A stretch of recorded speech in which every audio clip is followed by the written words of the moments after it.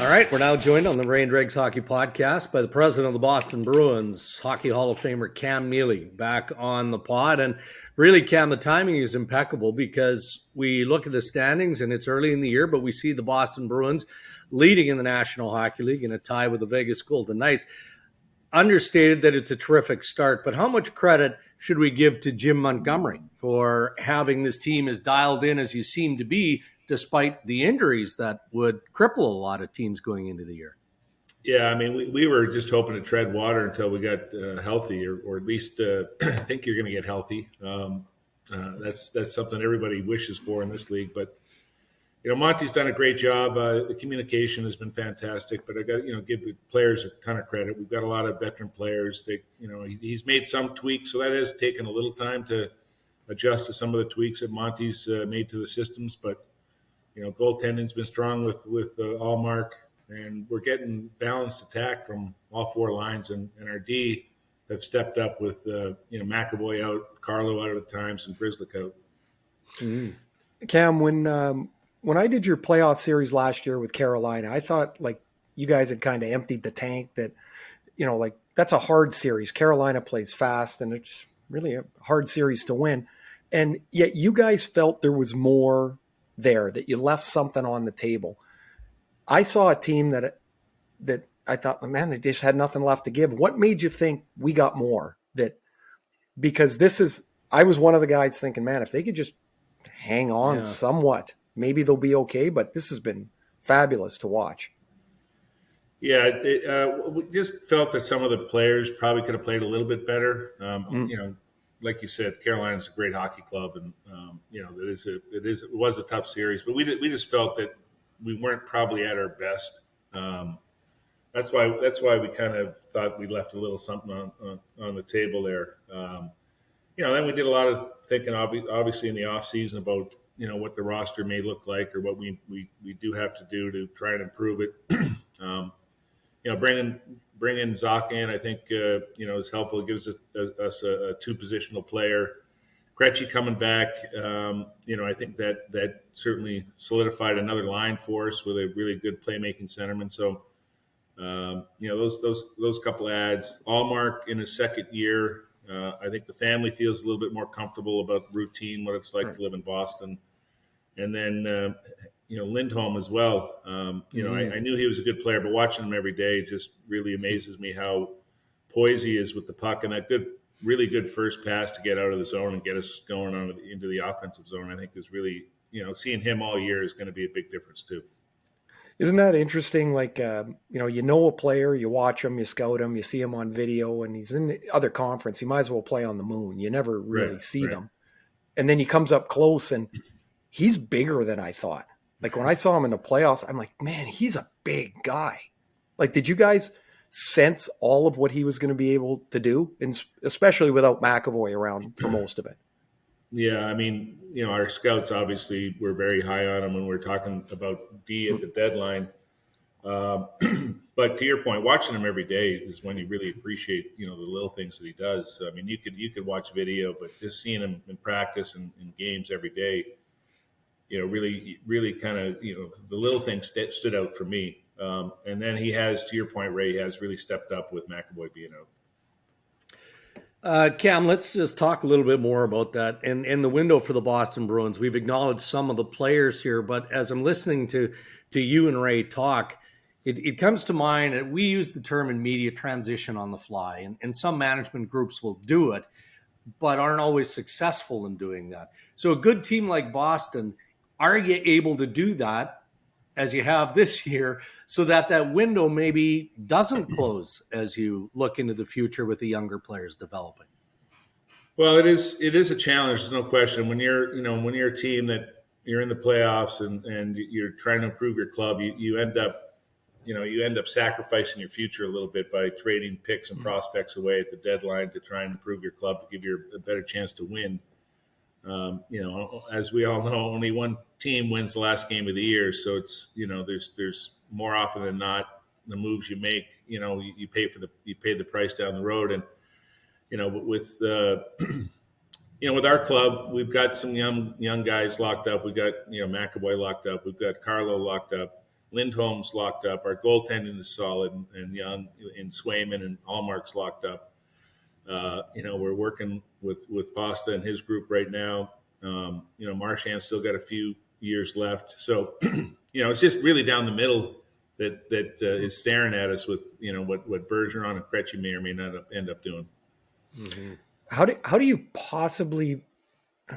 I mean, I guess there was a time when the Bruins had to build past you. Like they're okay. Well, gee, we got to find a Hall of Fame winger to score 50 goals.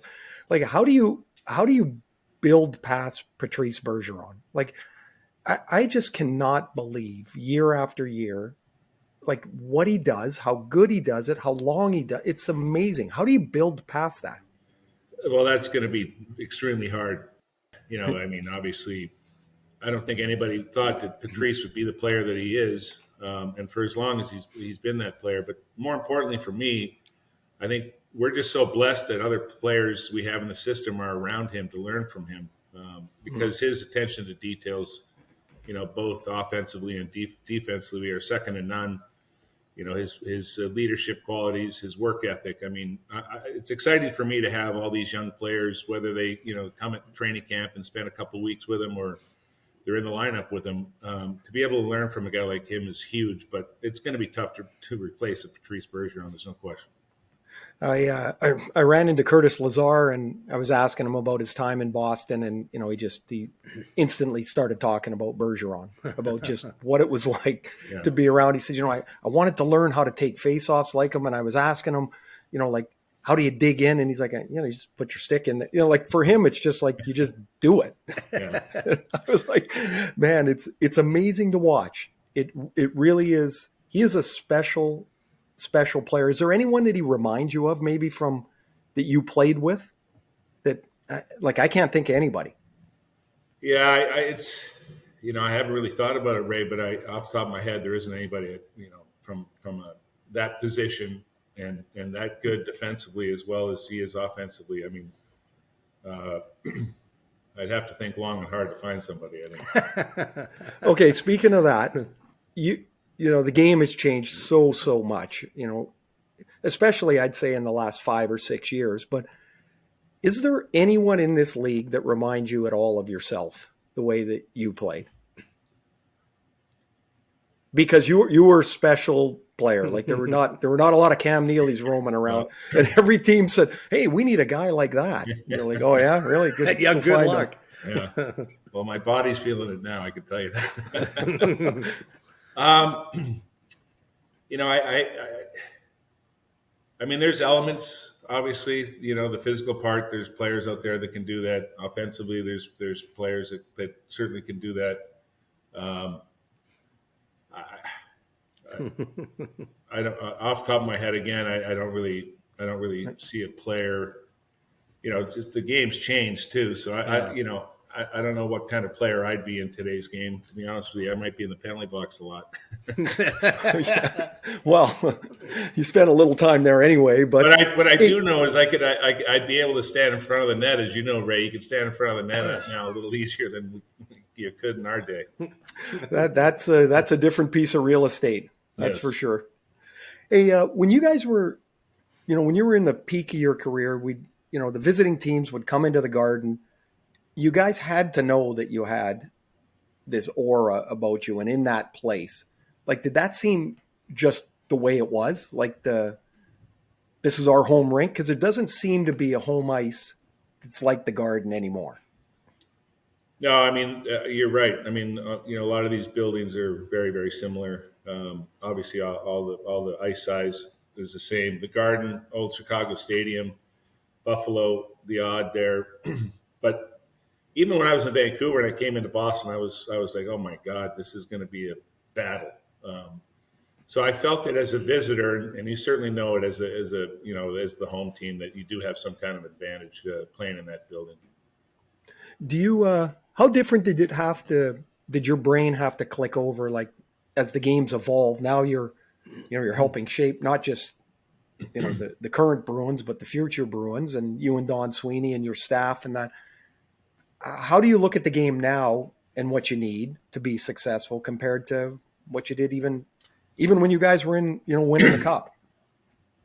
Well, when you're a player, also, you really just focus on yourself. You have to be very selfish, right? In my position now, you certainly want to look at your club, your depth of your club, what you have in your system, what you need, not just for your current club, but what you need moving forward. And you look at kind of charting a path to try and fill some of those voids you see coming up. But for me, it's really, I try to just make it very simple for the players. They'd have to compete. You have to go out and compete. You may not play well every night, but you can compete well every night. That's one thing for me is, I want players that are going to compete for each other. Cam Neely joining us on the Rain Dregs podcast. Cam, let's bridge eras again just momentarily here. 3-time 50-goal scorer with the Boston Bruins. Austin Matthews scores 60 last year. So is that a strong indicator? I mean, the game is completely different, but is that a strong indicator that we are going to, again, see more 50-goal scorers on an annual basis? I think it is. I mean, you see a lot of skill out there across the league. Goaltending, certainly that position has changed dramatically. The equipment's changed a lot. But the skill of the players, I think you see more skill throughout the NHL now, even with 32 teams. So I do see goal scoring going up a little bit. I mean, obviously, coaches, they can teach defense more easily than they can offense. So that's what you're going to see from a lot of coaches. But, we had a 7-5 game in Ottawa, and we're like, oh, we got to tighten it up. But I'm sure it was fun to play in. Yeah. We had 2 of those a week back in the day. Hey, you mentioned earlier, Dregs brought up Jim Montgomery, and when you decided to move on from a really good coach in Bruce Cassidy, you open up a search. And how does that exactly play itself out? I mean, there's obviously lots of qualified people. There's also lots of people that would like to talk to you and to Don Sweeney. Like, how does that play out? Do you make an initial list, or like you obviously have to have some list to start somewhere? Yeah, I think it's, something that you really paid a close attention to. Obviously who's coaching in the league, what coaches maybe just recently got let go, and then who are some up and coming coaches, whether they're an assistant coach in the league or they're a head coach somewhere else. I think you have a pretty good idea of who's out there to begin with, even before you make a coaching change. And, that wasn't an easy decision, for Don at all to make. Butch, as you mentioned, is a really good coach, but unfortunately, I think time is not on coach's side as far as longevity in one city for length of time. I mean, we were blessed; we had Claude for 10 years and Butch for 6, which is kind of unusual. But yeah, there's you have a pretty good idea of who's out there, who's maybe deserves an opportunity, who maybe deserves another opportunity. Meaning like their second or third, or who deserves their first. So it was an interesting process to go through. We met a number of really good candidates, that's for sure. Cam, I read an article this past week or so about Luc Robitaille, who is one of my favorites and great, fabulous teammate who's bridging the business side and the hockey side. And he mentioned that he's talked to you a little bit about it. How do you balance the business side of an original 6 franchise in Boston and the crowded competitive market there, Celtics, Red Sox, Patriots, and the hockey side? Like, is one more fun than the other, or is it is there anything that's, I don't know, I don't know if it's fun or it's just enjoyable work, or what is it? Like, how do you make that work? Well, it's challenging at times, there's no question. When I first got back with the team, I became very close with our CFO. I think, he was very helpful in kind of helping me along and understanding, the business side a little bit. But obviously what happens on the ice drives everything, right? So, if your team's successful, then business is going to be good. It's when, you have a little downturn where, that's when things become a lot more challenging. We have to understand who our fan base is, what their expectations are, which, we should know that. obviously I'm, highly focused on what happens on the ice, but what happens off the ice on the business side is extremely important to be in, and I like being involved in it. I really do. During the pandemic, that was very challenging. There was things I had to do that I never dreamt in my wildest years that I would be doing as a president of a hockey club. And it was challenging for everybody, but fortunately we were able to get through that. Are you at all calmer yet? I like try in the press box generally. No, I mean in general. Like Cam, you don't get every to once in a while wires touch. Is that what you're a saying? little hot? You run a little hot, okay. like we all do, I think. The emotions get cranked up at times. That's why I really try to just get away in August and recharge the batteries and enjoy my family and friends. Not think too much about hockey. Isn't it awesome though? You feel recharged at the end of August, and then camp rolls around, and everybody's like, you see guys like 3 weeks into the season, nobody's slept, everybody's stressing. And you're like, yeah, it's a beautiful sport. All right, Cam, we'll let you go with this, but you've your entire career as a player and now as an executive in hockey, you've always kept a handle and been a strong influence in the community. So we'd be remiss on the podcast if we didn't ask you about Cam's Comics Come Home. And that's a charity fundraiser which you and Dennis Leary founded, hosted by... How's that mic working for you, Dregs? This is what I deal with. Look at this. You know how often that happens? Apologies. But to get back to Cam's Comics Come Home, it's an event at the TD Garden on November 12th. And the essence of it is to raise money for cancer patients and their families. So talk a little bit about that before you leave. Yeah, I became friendly with Dennis years and years ago, and I'd asked him. I said, "Listen, Dennis, would you have any interest in doing a comedy benefit for my foundation?" I thought it would just be him on stage for an hour, and we'd raise a few bucks. And he's like, "Well, let me think about it." And he came back to me. He goes, "I got something way better. I'm going to invite a bunch of comedians that have some ties to Boston, and we'll do a 2.5 hour show." So we started at the Orpheum 26 years ago in Boston. Wow. It held 2,500 people. Eventually, we were turning people away. We ended up going to the Agganis Arena, which we were at 6,500. And then for the 20th, Dennis goes, "Do you think that we could sell at the Garden?" And I said, "Well, let's give it a try." So we ended up moving it to the Garden, and we got 15,000 people in here. The one thing about cancer is everybody's been touched by it in one way, shape, or form, unfortunately. Mm-hmm. So it's a great night. It's the longest running comedy benefit in the country, has been for a number of years. It's a way to come in, laugh for a couple hours, and raise some money to help cancer patients and families. I mean, nothing gets better than that. And we have a great list of comedians that, God bless them. They donate their time to come and do it. And early on, Dennis said he'd have to call and beg people to come. Now they're calling him saying, "Can I do the show?" Which is pretty cool.